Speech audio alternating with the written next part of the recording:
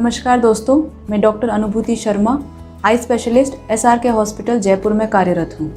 आज हम एक गंभीर समस्या के बारे में जानने की कोशिश करेंगे जिसका नाम है ग्लोकोमा। इसे हम काला पानी, काला मोतियाबिंद या कांच बिंदु भी कहते हैं। काला मोतियाबिंद या ग्लोकोमा ये गंभीर समस्या है। इसमें आदमी की रोशनी धीरे धीरे कम होती जाती है। इसे इंसान को पता नहीं लगता कि उसे कोई दिक्कत है, क्योंकि इसमें कोई लक्षण नहीं होते।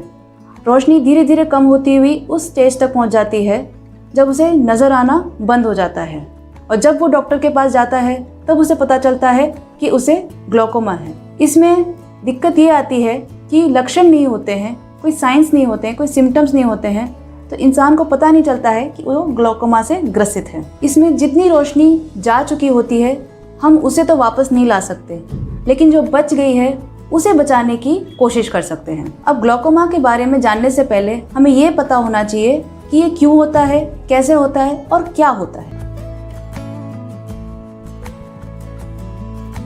सबसे पहले हम एक आई मॉडल लेंगे। अब हमारी आंख के अंदर एक एक्वस ह्यूमर के नाम से फ्लूइड बनता है, एक द्रव बनता है जो सर्कुलेट होता रहता है। ये जो फ्लूइड है ये आंखों का पोषण देता है और आंखों का स्ट्रक्चर मेंटेन करता है। अब इस फ्लूइड का बनना और इस फ्लूइड का निकलना, इस संतुलन में ही हमारा आंखों का प्रेशर मेंटेन रहता है। अगर इसका बनना ज़्यादा हो जाता है और निकलना कम हो जाता है तो ये अंदर ही अंदर सर्कुलेट करता है, जिसके कारण आंखों का प्रेशर बढ़ता है।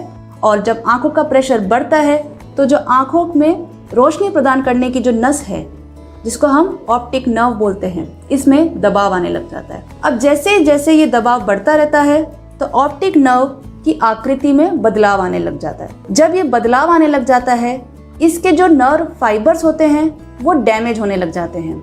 हमारी इस नस के अंदर 1 मिलियन नर्व फाइबर्स हैं, छोटी छोटी छोटी नसें हैं।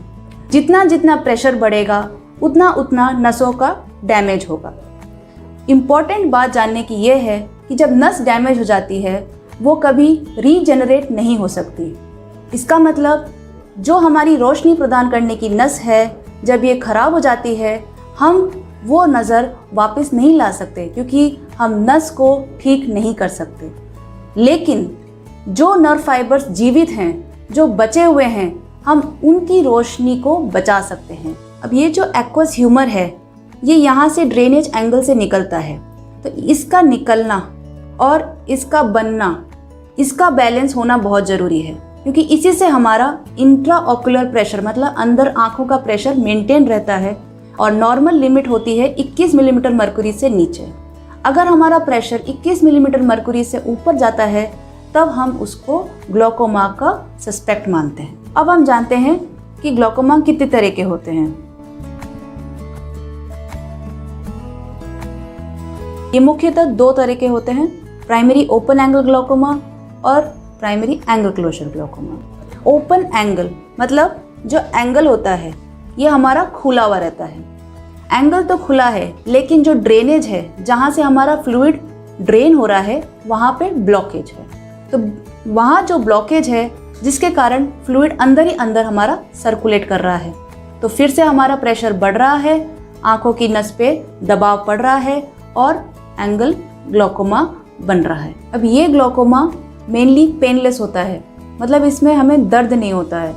ये धीरे धीरे हमारी रोशनी को कम करता रहता है, इसीलिए इसको साइलेंट थीफ ऑफ साइट भी बोलते हैं। तो इसमें ध्यान देने योग्य बात यह है कि जो प्राइमरी ओपन एंगल ग्लोकोमा में जो पेरिफेरल नर्व फाइबर्स होते हैं वो पहले डैमेज होते हैं ऑप्टिक नर्व के, और सेंट्रल फाइबर्स लास्ट में डैमेज होते हैं। इसका मतलब क्या हो, जो पेरिफेरल नर्व फाइबर्स हैं वो हमारी पेरिफेरल विजन के लिए होते हैं, और जो सेंट्रल फाइबर्स होते हैं वो सेंट्रल विजन के लिए होते हैं।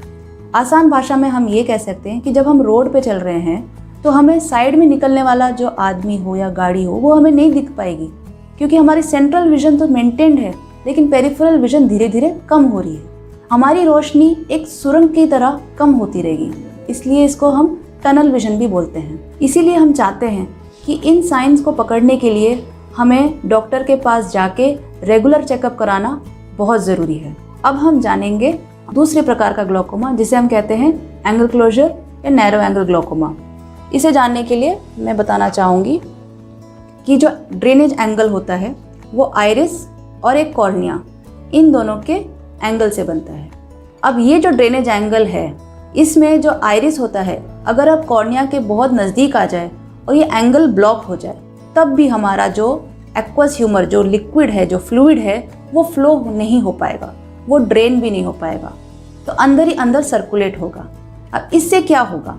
इससे अंदर अंदर प्रेशर बढ़ता रहेगा और इतना प्रेशर बढ़ेगा कि आँखों में दबाव होने लग जाएगा, आँखों में दर्द होने लग जाएगा, सर दुखने लग जाएगा, रोशनी कमज़ोर होने लग जाएगी, आँखें लाल हो जाएंगी, पानी आने लग जाएगा। जब रोशनी देखेंगे तो आपको चारों तरफ रेनबो के कलर की रिंग्स दिखेंगी। ये एक बड़ी इमरजेंसी है। इसमें इस एक्यूट अटैक की कंडीशन में हमें तुरंत ही आई स्पेशलिस्ट को दिखाना चाहिए, क्योंकि अगर हम टाइम से नहीं दिखाएंगे तो हमारी रोशनी जा सकती है। अब हम जानते हैं कौन है वो लोग जिन्हें ग्लूकोमा से रिस्क है। पहले जो 40 के उम्र के ऊपर हो चुके हैं, दूसरा जिनके फैमिली में किसी को ग्लूकोमा है, ये लंबे समय तक चल रहा हो या ड्रॉप्स डाल रहे हो, क्योंकि ये कंडीशन हेरिडिटरी भी हो सकती है, जो डायबिटीज़, बीपी या हार्ट के पेशेंट्स हों, जो लंबे समय तक स्टीरॉयड्स ले रहे हों, जिन्हें आँखों में चोट लगी हो, जिन्हें माइग्रेन हो, और वो लोग जिन्हें दूर का और पास का कम दिखता हो। अब हम कैसे पता लगाएं कि आपको ग्लूकोमा या काला पानी है? ग्लूकोमा का डायग्नोसिस एक कंप्लीट आई एग्जामिनेशन से ही लग सकता है। इसमें सबसे पहले आप आई डॉक्टर के पास जाएंगे, जहाँ पे आपके आंखों का पूरा एग्जामिनेशन होगा। दूसरा, आपके आंखों का प्रेशर नापा जाएगा, जिसको हम बोलते हैं टोनोमेट्री।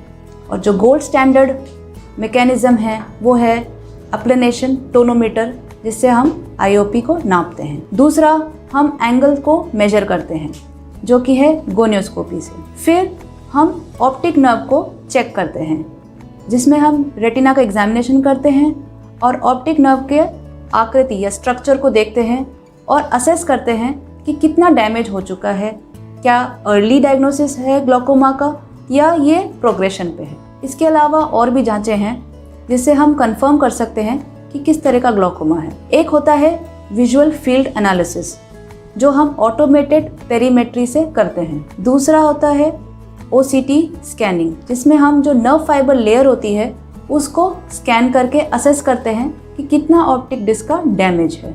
फिर हम कॉर्निया थिकनेस को मेजर कर सकते हैं पैकीमेट्री से। इन सभी जांचों से पता लगाया जा सकता है कि ग्लूकोमा किस स्टेज पर है, अर्ली पे है, कंफर्म है या लेट स्टेज पे है, और क्या प्रोग्रेशन हो सकता है। अब हम बात करेंगे ग्लूकोमा या काला पानी का ट्रीटमेंट कैसे किया जाए।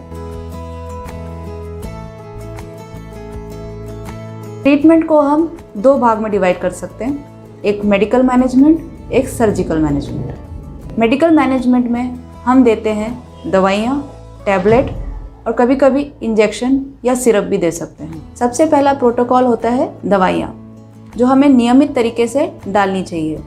जो आई ड्रॉप्स होती हैं वो दो तरीके से हो सकती हैं, या तो वो एक्वस ह्यूमर के फ्लो को बढ़ाएंगी, नहीं तो वो एक्वस ह्यूमर के प्रोडक्शन को कम करेंगी। आई ड्रॉप्स डालने से रोशनी जो होती है, जो बच गई है, वो और कम होने से बच जाएगी।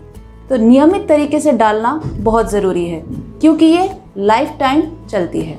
कुछ ड्रॉप्स हम बदलनी भी पड़ सकती है, कुछ ड्रॉप्स चेंज भी हो जाती हैं, कुछ ड्रॉप्स बंद भी हो जाती हैं, लेकिन हमें अपनी तरफ से नहीं करना है।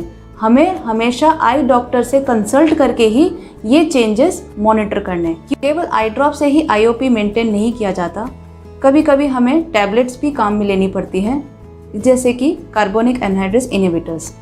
कभी कभी हमारे आँखों का प्रेशर इतना बढ़ जाता है कि हमें तुरंत ही इन्फ्यूजन मतलब मैनिटॉल का इंजेक्शन लगाना पड़ सकता है, नहीं तो सिरप ग्लिसरॉल भी देना पड़ सकता है। तो ये हो गया हमारा मेडिकल मैनेजमेंट।